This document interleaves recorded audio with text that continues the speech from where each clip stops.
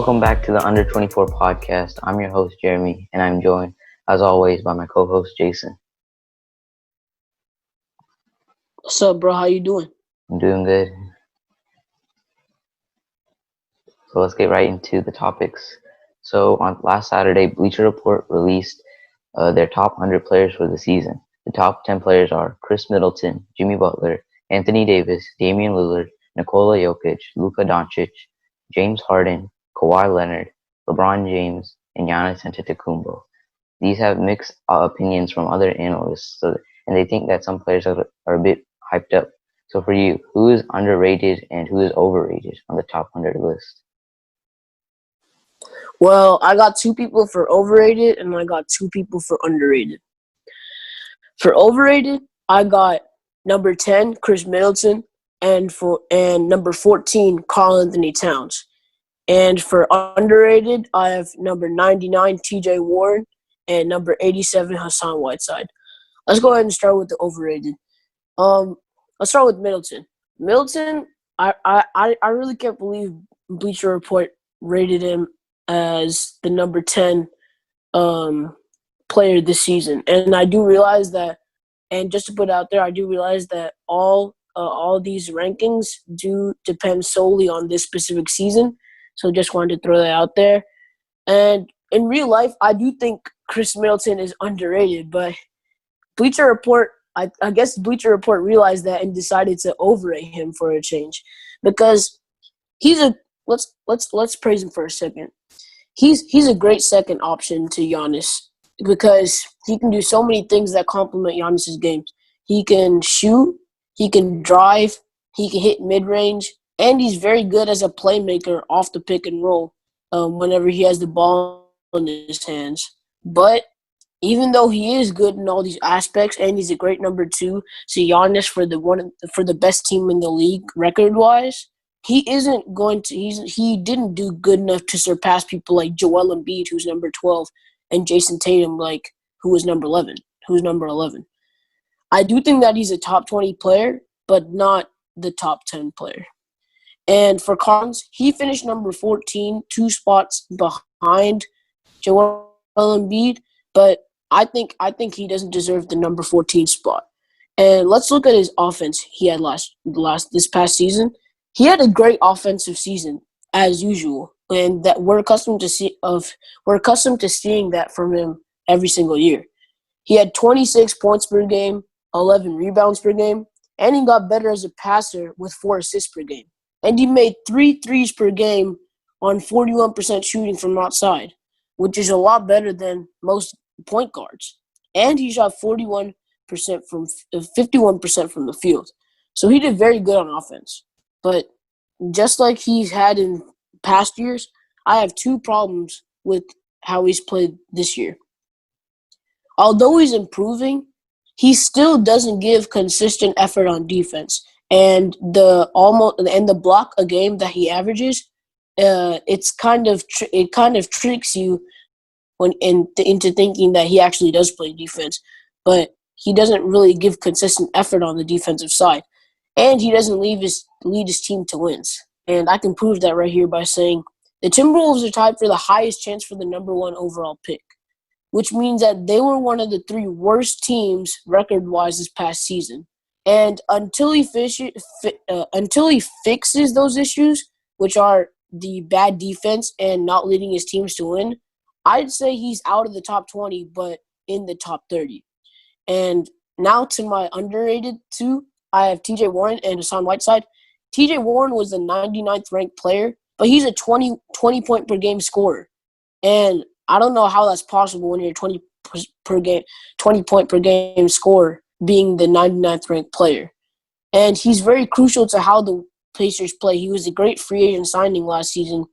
And I think he's at least a top 75 player over people like Jonathan Isaac or even Will. And now let's get to Hassan Whiteside. We all know in Miami, as the more years came, he got worse. He declined. He had less minutes. He had less of a role. And that's changed in Portland, because now he's averaging 16 points a game, 14 rebounds per game, and 3 blocks per game. in less than 30 minutes a game. I think that's incredible production for a center who most people think was washed in Miami. And I really think that he's revived his career in Portland, and he's helped them stay afloat through so many injury problems like Yusuf Nurkic and Zach Collins and Rodney Hood. And because of that, I think he could definitely make the case to be a top 50 player over DeAndre Ayton or even Eric Bledsoe. What do you think? Yeah, I agree on your overrated points on Chris Middleton. I think he was kind of overrated, and like you said, he was an underrated player. But Bleacher Report just overrated him a little. And you look at him; he's top 10, and he wasn't even an All-Star starter this year. You look at players below him, like Jason Tatum, Joel Embiid, and Pascal Siakam. Joel Embiid and Pascal Siakam, they were All-Star starters, and they still didn't make the top 10. So I think Chris Middleton, even though he is a great shooter and a really good second piece to Giannis Antetokounmpo, I don't think he was a top 10 player in this league. But for underrated players, I have three players in mind: Kelly Oubre Jr., Paul George, and Norman Powell. Kelly Oubre is I think 83 rated, and he's averaging almost 19 points per game, 6 rebounds, and 2 assists. And you look at the other players around that range, it's Al Horford, Miles Turner, and Tim Hardaway Jr. And I think he has had a great season and a better season than those players. And he's really become a second option when DeAndre Ayton was out, and now he's become a third really great scoring option for the Phoenix Suns. Another player I have is Paul George, and even though he was injured before he started to actually play, he's been doing had an amazing season this year. He's having 21 points per game, 6 rebounds, and 4 assists. And I think Ben Simmons is above him. And I don't think Ben Simmons had a great season, but I don't think had a better season than Paul George, because Paul George is a true second option on a title contending team. And the 76ers aren't really that because their chemistry issues with Al Horford, Joel Embiid, and Ben Simmons. And I think Paul George could have been maybe a top 13 player in the league. And another player who missed the cut on the top 100 players list is Norman Powell. He's averaging 16 points per game, four rebounds, and almost 2 assists per game. He missed the top 100 players, and if you look at those players in the top 100, he could easily be in that top 80 or top 90. I think he is a great player for the Toronto Raptors and really stepped up his game since Kawhi Leonard left. Well, I'm going to agree with you with Kelly and Norman Powell. I do think Kelly Oubre Jr. is underrated for sure on this list, but I didn't want to mention him because he does have the same points like TJ Warren. He's a small forward who can score, defend. He's athletic. He can do a lot of things for his team as a second or third option. And Norman Powell, I also agree with. I mean, they put Dante DiVincenzo over him as the 100th player, so that's kind of questionable. Yeah, I definitely think that's questionable because Norman Powell stepped up so much over the course of his career with Kawhi Leonard leaving last year. But Paul George, I'm going to have to disagree with you. And he's only played 42 games this year, and they've played around – so he's missed around 20 games, and 15 to 20 games. And I think that's a problem because I do understand why Ben Simmons is rated over him. And that's because this is specifically about this season. And Paul George, if we're talking about the MVP Paul George from last season, for sure he's a top 10 player. But the Paul George that we saw this year had a lot of injury problems and things like that. And that's why that he was rated below Ben Simmons. And Ben Simmons, he's kind of a dark horse candidate to win Defensive Player of the Year. He was leading the league in steals, one of the top block leaders. He's been doing a lot of things for that team. Facilitating. Now that they moved him to power forward, Brett Brown, the coach, moved him to power forward. We'll see how that fits into his game. But he's been doing a lot of things for that Philadelphia 76er team, and I think that's why he's rated over Paul George, who hasn't stepped up this year compared to last year because of his injuries. Yeah, I see your point there. But like I mentioned before, this has mixed reviews from other analysts, and some players should be ranked higher than others. So who do you think was left out of the top 20? I'm gonna have to go with number 21 and number 22, Bradley Beal and Russell Westbrook, respectively, and that's because past number 24, which is Kemba Walker, and number 23, which is Trae Young, there's really no one who can make a case for being in the top 20 because number 25 is Drew Holiday, and he's not a top 20 player. Everyone behind him, I don't think, is a top 20 player. So I'm going to go ahead and explain why I think Russell Westbrook and Bradley Beal are the two that got snubbed. Russell Westbrook, he did have a bad start to the season, but he picked it up in the second half. Starting from January 1st, he's been averaging 30 points and 6 assists a game because he's been able to attack the rim so ferociously. And because of that, that's really helped his game. And this is probably that the beginning of the year is probably the best stretch that he's had in his entire career, aside from that 2017 where he averaged that triple-double per game for the first season. And the case is even stronger for Bradley Beal. That's why he was ranked ahead of Russell Westbrook. Bradley Beal averaged 30 points and 6 assists for the whole season. And this was with most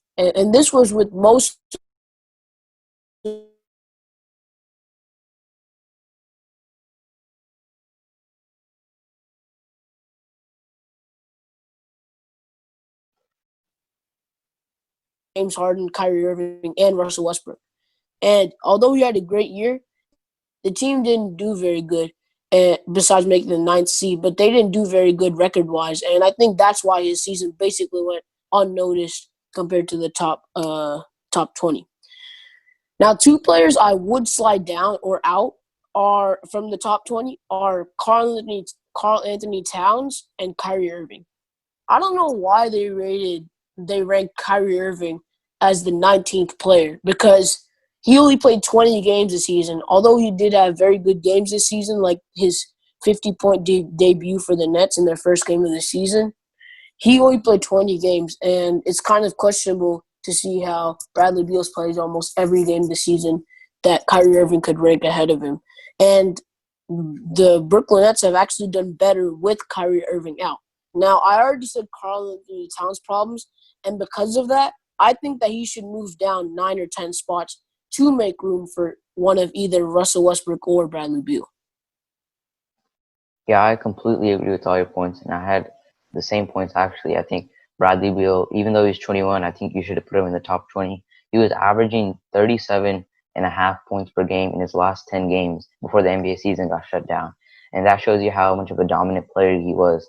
And he led the team to the ninth seed, even with a team that wasn't so good. And you look at Russell Westbrook; he's another player who stepped up his game. He hasn't been taking a lot of threes because now he has 3-point shooters around and Eric Gordon and James Harden and Daniel House. So he does what he does best is to drive to the basket, and he's been really good at that. And he's stepped up the Rockets game, and hopefully they can make a deep run in the playoffs. But another player that you didn't mention is Kemba Walker. He's helped the struggling Celtics since he signed there, and he helped Jason Tatum become an All-Star. And Jaylen Brown was almost an All-Star this year too. And I don't think he gets the credit he deserves because the Celtics have been an amazing team, and we thought this is what the Celtics would be when Kyrie Irving was in Boston. But Kemba Walker has really stepped up and shown that he can become a great player. And you look at their winning percentage this year, 67% win percentage compared to last year when they were below 600, and that just shows you that they were an amazing team with Kemba Walker and compared to Kyrie Irving. And like you said, like some players to swap out, I think it was Kyrie Irving. If you look at the players that had injury exclusions, I think it was Luke Kennard. He wasn't part of the top 100 because he didn't have 28 games played. And Kyrie Irving made that list, and he only played 20 games. And I don't think that's fair to the other players. And even though he's a great player, he hasn't really proved that he's a leader and he can help the team win. Because in the games that he has played, the team is 8-12, and that just shows you that even though he is a star player, the team is struggling with him on the court. And those are my players that I think they should make the top 20. I mean, Kemba Walker, but who do you think he should replace? Because I think the priority goes to Russell Westbrook or Bradley Beal, whoever replaces. If there's more than two people that you would that you can replace from the top 20, then I'd agree with you. But what do you think about Trae Young? Because we mentioned the number 21 Bradley Beal, number 22 Russell Westbrook, and number 24 Kemba Walker, but we never said anything about number 23, which is Trae Young. What do you think? Do you think he should have been in the top 20? No, because you look at his team, and his team has been a not very good team, and they're in the lottery this year.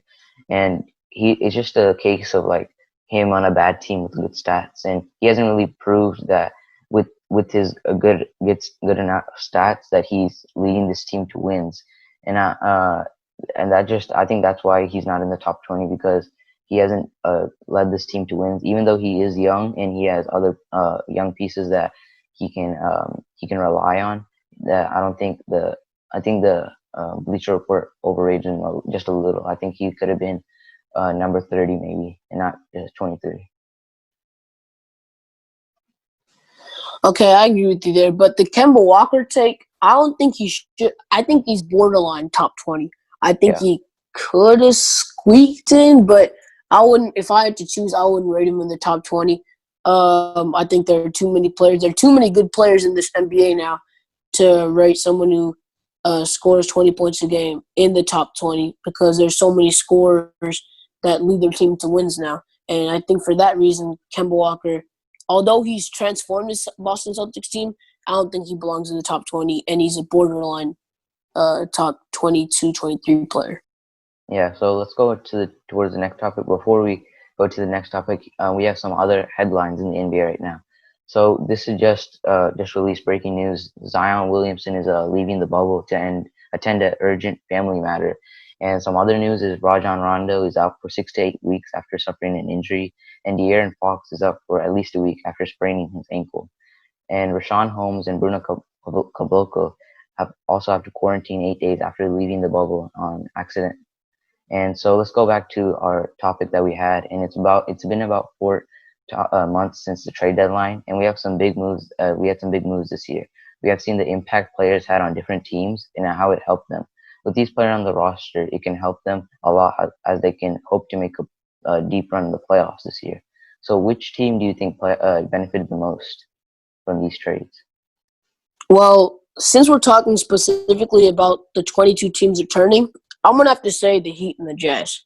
Now, look, before anyone gets mad at me, Marcus Morris was traded from the Knicks to the Clippers, and although he's very good, the Clippers, they were already the team to beat, and I won't say they benefited the most because they were championship favorites. And now let's go to the Heat. The Heat got Andre Iguodala, Jay Crowder, and Solomon Hill in a 3-team trade with the Grizzlies and Timberwolves, in which they gave up Dion Waiters, Justice Winslow, and James Johnson. And I think this benefits the Heat a lot. Dion Waiters and James Johnson were reportedly causing problems in the locker room, and they wanted to get rid of them for a while. And now they got great return for those two players. And Justice Winslow is a player that showed potential and a young player that they might have wanted to keep, but he still has yet to prove himself in this league. And I think it's definitely worth it because Andre Iguodala is a lockdown defender, and he only steps up his game in the playoffs. And he's definitely going to be important to their potential title run as a dark horse candidate to win the championship. And Jay Crowder, he was best known for his days as a 3-and-D role player for the Boston Celtics 2 or 3 years ago. And although he has yet to regain that type of touch because he's shooting about 31 to 32% from 3 this season, he will be an important role player for the Heat, and I do think that he'll be able to find his touch in the playoffs. And Solomon Hill, to a lot of a lesser degree, he's a Jay Crowder type of player that can shoot well. And generally, I think this trade was a great trade for the Heat to win now. And I don't think they have to worry about their future because they have people like Bam Adebayo, Tyler Hero, and Kendrick Nunn to lead them into the future. I think they could have sacrificed Justice Winslow, and I think it was the right move for them. It's definitely going to play out good for them as long as none of these players get injured. Now, the Utah Jazz, they traded Jordan Clarkson for Dante Exum and 2 second-round picks from Cleveland. And Jordan Clarkson is their spark plug from the bench. And he's averaging 16 points, 3 rebounds, and 2 assists per game off the bench, and 2 made threes a game off the bench. And let's just say he's basically the identity of their second unit for the Jazz. And let's forget about stats. Let's talk about winning.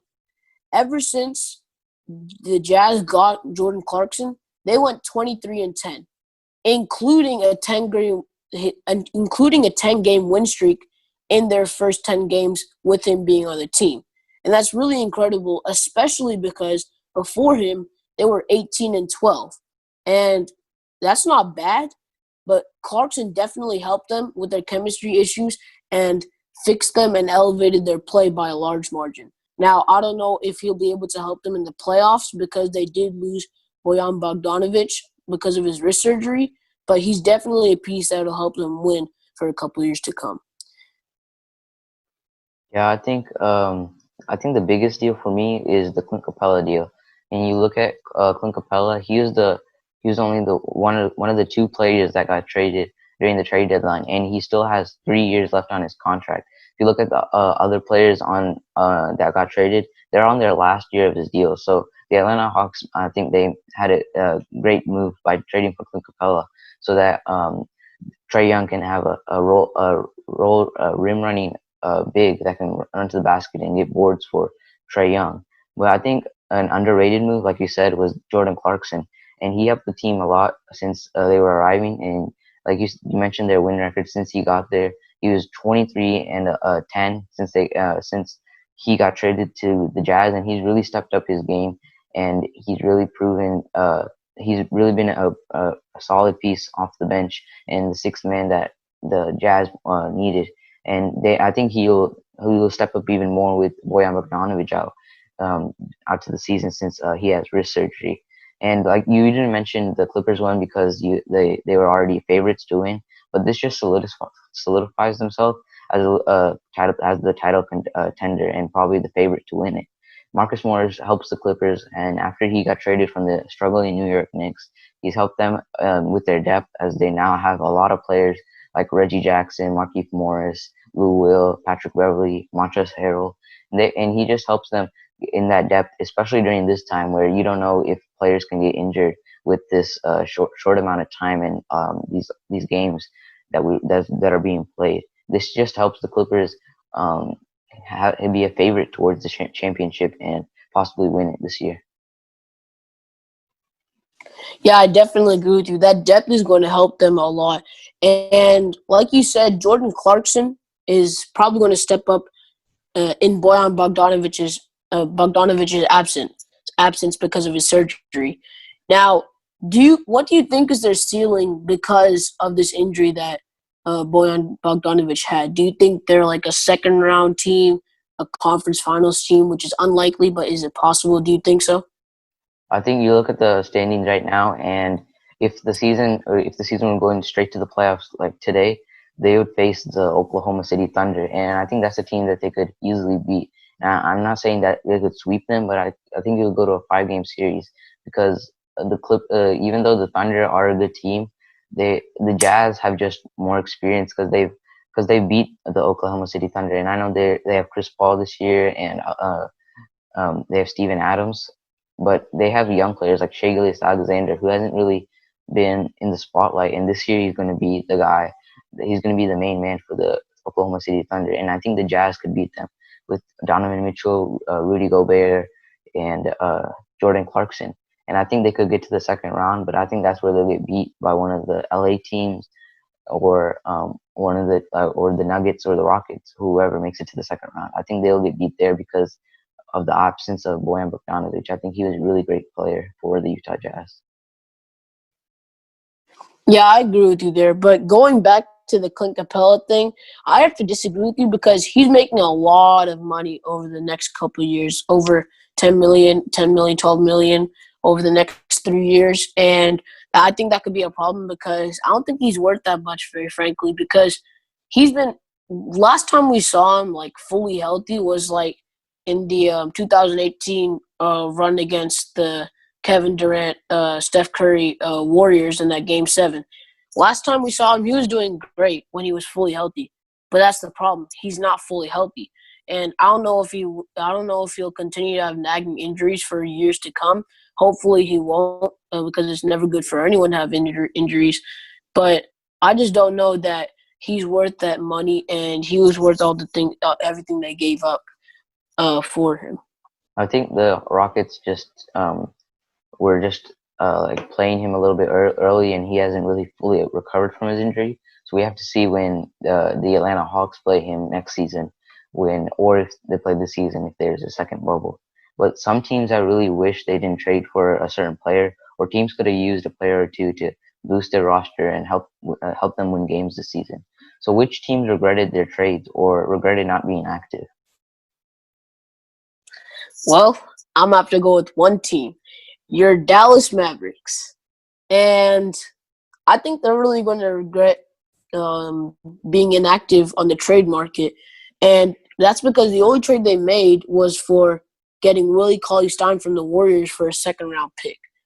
And look, the Mavericks have their stars, Luka Doncic, Kristaps Porzingis, and they have their role players like Seth Curry, Jalen Brunson. You have Dwight Powell. Like, there's so many players that they have. Of course, Dwight Powell is injured, but he's still a great role player. Other players like Dorian Finney-Smith, JJ Barea, they have a lot of pieces that are very good for them. But I think they could have used another player, someone that they could use to be their spark plug off the bench. Now, this team did rank 11th in bench scoring, but the problem is they don't have a go-to guy past Kristaps Porzingis or Luka Doncic. And like we mentioned before, that's why the Clippers are favored to win, because even past their superstars, they have 5 to 7 people that they can rely on every night, like Marcus Morris, Lou Williams, Montrezl.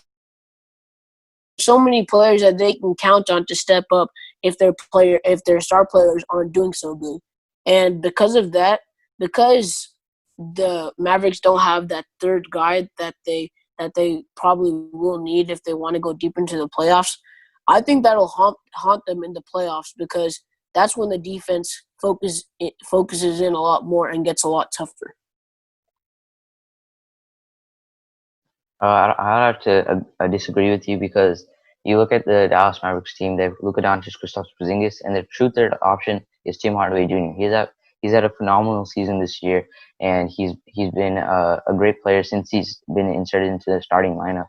And you said that they're not going to be uh, going to go deep in the playoffs, and I agree. They're not going to go deep in the playoffs because they're not a title contending team this year. They're just here to make the playoffs and hopefully get past first round and maybe the second round. But I don't think they're legitimate title contenders because their players are still young, still developing, and they still have they in the next couple of years they're going to have a lot of money to sign a big name free agent possibly. But I think the teams that regretted not being active was yeah, not being active was the Heat when they traded for Andre Iguodala. He hasn't really been the same player that he was with Golden State, and I know he's not an offensive player, but he's not worth 15 million because he signed a 2-year, $30 million extension this year, and I don't think he's really worth that for the Miami Heat because if you look at the future, this season they have a lot of cap space, and possibly next season they could get another legitimate superstar like Giannis Antetokounmpo or Chris Paul or LeBron James. They could get those players. And having Andre Iguodala, even though he's a defensive player and he comes up clutch in the playoffs, I don't think he was really worth that $15 million. And another team that could have traded a player was the Oklahoma City Thunder. You look at them and they're 18th in 3-point percentage, and they could have traded for a guy that can be a 3-point shooter. And I think they could have traded for Doug McDermott. He was a great player, and he knows Well, he, go ahead. he knows the Oklahoma City Thunder system. And even though the Thunder are more of a mid-range team, I think when you get to the playoffs, they're going to lock down in those areas. And I think they need a guy that can shoot from deep. Well, I'm gonna have to disagree with you there, because I don't think they shouldn't be buyers at this point. I think they should be sellers at this point, meaning they should be the ones looking away to give pieces to get assets back because they're not going to be a title contending team anytime soon, even with this great team that's surpassed all the expectations that led them to the fifth seed and Dennis Schroeder, Steven Adams, Shai Gilgeous-Alexander, and Chris Paul. They're a great team, but they're not going to be a title contender. And I think the Heat know what they're doing when it comes to Andre Iguodala because he hasn't been as he was before because he's getting into a new system. He's played less than 20 games in that system, and before that, he didn't play a single game for the Grizzlies. And because of that, he's still getting his legs under him in terms of, getting conditioning down because the Heat are a very hardworking team. You know Yeah, that with Pat Riley and Eric Spoelstra. And because of that, I think he's worth the maybe not 15, maybe $10 million, yeah, but I think they still have enough cap space to sign a big time free agent, even with him being there. yeah. If you look at the Heat record of them signing big free agents, I don't think it was a great deal because you look at the other players that they signed. They signed a James Johnson to like 16 million, Tyler Johnson, Dion Waiters, and those are right now those are average role players, and they haven't really been the players that the Heat thought they would. So I don't know if that's a great deal for the Heat, but we'll have to see when the NBA season resumes. Here's some NFL news this week. Myles Garrett signed a 5-year, $125 million extension, and Derrick Henry of the Tennessee Titans signed a 4-year, $50 million extension. But let's go to the topic that we have at hand. And Antonio Brown has been in the news lately, and there's new rumors about him having a possible comeback to the NFL. He is interested in some teams, and some teams are looking to add him for the season. But which teams are the biggest fit for him? Well, I got two teams, and they're the Ravens and the Seahawks. The third team that I think could fit is the 49ers because they do need an explosive number one wide receiver, but I don't think they're necessarily the best fit. Now let's get into the Ravens and the Seahawks. The Seahawks have Russell Wilson, and he needs another dynamic receiver besides Tyler Lockett. DK Metcalf is definitely up and coming receiver, and I think he could definitely do good in year two. I think he can make a big jump. But if they sign Antonio Brown, they I think they could definitely take over the best wide receiver core title from a team like the Dallas Cowboys with Amari Cooper, Michael Gallup, and CeeDee Lamb, because Antonio Brown is just that good. He's probably considered, if he played out his career as normal, he would probably be considered the number one wide receiver in NFL history by the time that his career was done. But unfortunately, that's not the case. The Seahawks, like I said, do have Russell Wilson, and we all know that Antonio Brown, he has a little control problem, and because of that, he's someone that people are scared to sign because a lot of teams believe that he might throw them under the bus.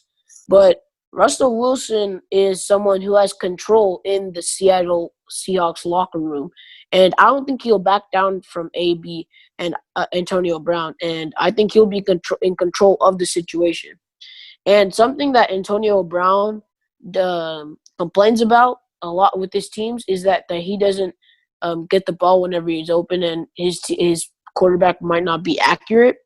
But Russell Wilson is very accurate, and he distributes the ball very well. And I think Antonio Brown would love playing with him.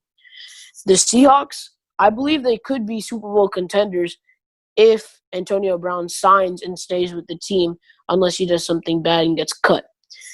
Now to the Ravens. I think I definitely think the Ravens could use Antonio Brown because I think the number one receiver is Hollywood Brown, or Marquise Brown, who's actually Antonio Brown's cousin, and I think that's why he could make a good fit, even though he complains a lot with his team. They don't really have another good receiver, even though Marquise Brown's set up to have a big year. But the problem is, I don't trust Antonio Brown. I don't trust Lamar Jackson with having Antonio Brown because Lamar Jackson is still learning and growing as a passer. he's still getting better. He's still learning to be more accurate. And I think Antonio Brown might be okay with the first couple of times, but eventually he's going to get mad because Lamar Jackson's still learning the ropes of being a QB. He's only been in the league for 2 years. Really, he's only been a starter for 1.5 years. So I think that may be a problem for Antonio Brown, and I think he could toxicate the chemistry in that locker room. And that's why I think the Ravens haven't gone after him. Yeah, I completely agree with all your points that you said. And those teams that could use Antonio Brown is the Baltimore Ravens and the Seattle Seahawks. And there's other teams like the Washington Redskins. But the thing with the Ravens and the Redskins is that those teams are really young, and if you bring a guy like Antonio Brown into your locker room, he can really bring down the team, and that could ruin the team chemistry and just how they gel together. So I don't think Antonio Brown is a great fit for the Baltimore Ravens and the Washington Redskins because they are a young team who still has a lot to develop. But I think a team that could really sign him is the Seattle Seahawks, like you said, and they have tried a player like Antonio Brown who has these off-field issues, and that was Josh Gordon. They had signed him last year, and that didn't really work out well. But they know how to handle the situation if Antonio Brown signs there, and he won't intoxicate the locker room as much because he has other veterans like Russell Wilson there, so that these other players are not scared of Antonio Brown, so that he can really thrive in that on the field. And he has a great passer, like you said, in Russell Wilson. He's accurate, and he's been in these clutch situations before, so he knows how to win and how to do it. So I think the Seahawks are the best fit for Antonio Brown. Well, we both agree on the fit for the Seahawks for Antonio Brown, but do you think? I think that they'll be Super Bowl contenders if they get Antonio Brown. How good do you think they'll be if they get Antonio Brown? Do you think they can be like a NFC Championship type team or a Super Bowl type team or even a playoff type team? What do you think? I think they could possibly go to the Super Bowl if Antonio Brown just does what he does best and that is to play football. And if he doesn't deal with those off-field issues, and he was the player that he was a couple of years ago, and I think he still can be that player that he was a couple of years ago, I think they could possibly go to the Super Bowl. Yeah, I agree with you too. Let's talk about the 49ers. I said that really quickly at the beginning. The two top wide receiver options they have are Deebo Samuel and Brandon Ayuk, the rookie. Brandon Ayuk could be a very good rookie because he has a wingspan that's just 1 inch shorter than Calvin Johnson or Megatron. We all know Calvin Johnson was a beast, and Brandon Ayuk, if he develops correctly, could be that type of same wide receiver. Deebo Samuel is definitely a good wide receiver, but he's like that all-purpose running back. He can run jet sweeps across the field, which is wide receiver rushing attempts, or he's a very good route runner as well. So do you think the 49ers could use someone like Antonio Brown? I mean, not really, because they like you said, they have those young pieces, the young wide receivers, and I don't think, and they were in the Super Bowl last year, and I don't think they really need to add anything. They might want to add some pieces and to possibly win the Super Bowl this year, but I don't know if they want to add Antonio Brown to their roster because I think they're legitimate playoff contenders and they could possibly go to the Super Bowl again this year. Yeah, I definitely agree with you with all those takes on Antonio Brown. Yeah, so as you may know, Antonio Brown has off the field issues, and that is a big reason why he's not on an NFL team right now. Even though these teams are a good fit for Brown, should these teams try to sign him? Yeah, the Ravens shouldn't, and Seahawks should try. I think like we already said, the Seahawks should try because that would give them, like I said, a top two, top three, top four wide receiver core. And if he messes around, they can just cut him. but the Ravens shouldn't, because they should be afraid of the possibility of exposing Lamar to a toxic Antonio Brown, which would definitely be detrimental to his development, and that would certainly cause problems in the locker room that the Ravens can't just deal with, because they have a great locker room built around Lamar Jackson. They have great players built around his type of skills, and I feel like if Antonio Brown causes any problems for them, that could definitely hurt their chances as a Super Bowl contender because of his effect on the locker room. Yeah, I think it depends where he is mentally, and I think as like I've seen him play on off season and off the field, and he's still in shape and he's ready to play whenever a team calls him. And I think it's just if he just plays football and doesn't worry about anything else, I think he can become a great player. And those Seahawks should try to sign him, or whoever is trying to sign him, like Ravens or the Washington Redskins, even though they shouldn't really sign him. I think every team should try to sign him if his off court issues and if he becomes a leader. For the younger teams, like I mentioned before, he could ruin the locker room. But the Seahawks have veterans who where Antonio Brown can't really downplay anyone and throw someone under the bus. So the Seahawks could use him, and they could possibly go to the Super Bowl next year.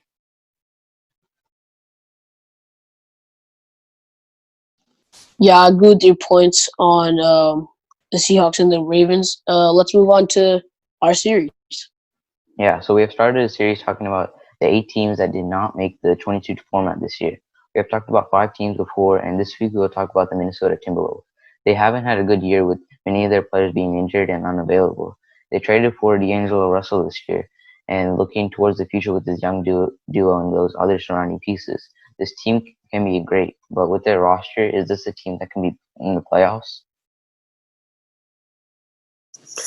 Nope.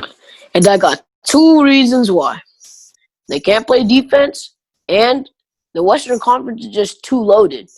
Their two stars can't play defense in D'Angelo Russell and Karl Anthony Towns. Like I said, Karl Anthony Towns just doesn't give enough effort, and D'Angelo Russell, he just isn't built to be a good defender. And in fact, no one on the team can defend, really, except for Evan Turner, Josh Okogie, and Malik Beasley.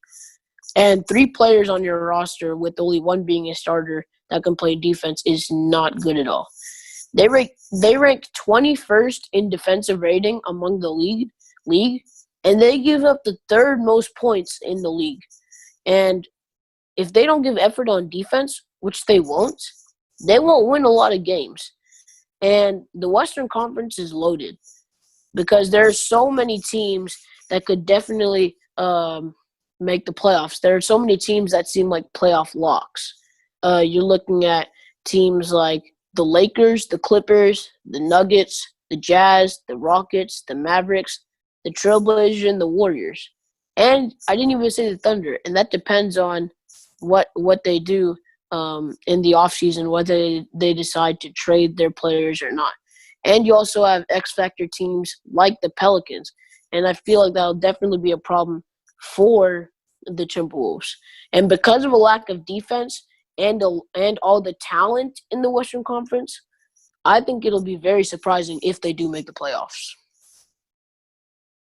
Yeah, I agree with you there. I don't think they can make the playoffs because you look at the Western Conference, and like you said, there's a very stacked conference compared to the Eastern Conference. And with their team they have now, it's like if you look at the compared to the other teams, the Timberwolves look like a bad team and don't look like a team that can make the playoffs. And I think they could maybe be a 10th seed or 11th seed. And Karl Anthony Towns is one of their best players, but he has had injuries multiple times during the season, and they have that's there's a loss because they haven't won games with Karl Anthony Towns, but they have some good defenders and young pieces like Jared Culver, Josh Okogie, and they could use those players. And the Timberwolves are a young team, so they can still develop and they can become a great team. But for this upcoming season and maybe even next season, I don't think they can make the playoffs. Yeah, me either. What team do you think, if there is a team that they could beat into the playoffs, what team do you think it could be? I mean, they have had playoff experience before, but there hasn't really been. All the players are really young, so I don't know if they will be even able to beat a team in the playoffs if they get there, because the only players on their roster right now who has made the playoffs is Malik Beasley, Juancho Hernan Gomez, D'Angelo Russell, and Karl-Anthony Towns. The other players like Josh Okogie, Jarrett Culver, Naz Reid, all those players are still young and haven't really experienced that and don't know what it's like to be in the playoffs and be in and get that energy in, like the different playoff energy and the atmosphere. Yeah, I definitely agree with your points there. Like I said, it would definitely be very surprising if they do manage to make the playoffs. Yeah, so the Timberwolves are in a tough situation with their money. They owe half of their salary cap to the top two players and only have 20 million to spend this offseason. They have to plan what they have to do with their money for the future. So how should the Wolves manage their money? Um, well, I'm gonna have to say this: there aren't too many changes they need to make right now, but there are definitely some they do have to make. The reason they don't have to make too many is because they have 6 players on rookie contracts that are going to be on their rookie contracts for at least 2 to 4 and even more years to come. And one or two players I do suggest trading are Evan Turner and James Johnson. James Johnson, not necessarily. I'll explain that later. But Evan Turner, I think you should definitely try to look to trade him because he's just too pricey for a role player. He's almost $20 million because he's earning around 18 million dollars. And if you're able to trade him, you shouldn't worry too much. I don't think the Timberwolves will have to worry too much about the cap situation because that's a $18 million relief as long as they get just picks or a small contract. But everyone else should stay. And like I said, everyone else, if they feel like they're the talent needed, I think they're not necessary. They don't have to necessarily leave. That's what I'm trying to say. And I think James Johnson could be traded, but it's not needed. And the only way that it might be needed is if they decide to give Malik Beasley a contract extension, which they're definitely going to do because you can't just let a player like that walk away. Then they probably will need to trade James Johnson and his $13 million contract to save space for Malik Beasley and his likely large amount of money for his extension. Yeah, I see where you're going, but like you had some false facts because Evan Turner is actually on the last year of his deal, and after this season he'll be a free agent, so they wouldn't have to technically trade him. And I think a player they will have to trade is James Johnson. He has a player option this year, and he's probably going to accept it because he is a role player who's going to get probably 16 million, and they probably want to trade him to a team that's not going to be a contending team and who has a lot of cap space so they can possibly get maybe a first round pick or second round pick in return. And they need to sign Malik Beasley and Juancho Hernan Gomez because they really stepped up since they got traded from the Nuggets, who when in the Nuggets system they haven't really in the rotation, and in with the Timberwolves they've been starters and they've been really proven that they're really good players, and I think the Timberwolves need to sign them again, re-sign them for maybe 3 to 4 years for both players. And if they want to get into the playoffs soon, they probably want to trade for a big time star if their players don't develop like Jarrett Culver and Josh Okogie. Those players, Like, can I interrupt real quick? yeah. I don't think they do need a big star. I think not necessarily a big star, but I think they're going to need a really good defensive player because they already have all the offense. You look at D'Angelo Russell, Karl-Anthony Towns, Malik Beasley. They have so many good offensive players. But I think, like I said, they gave up the third most points per game last season. That's just not going to cut it if you want to make the playoffs.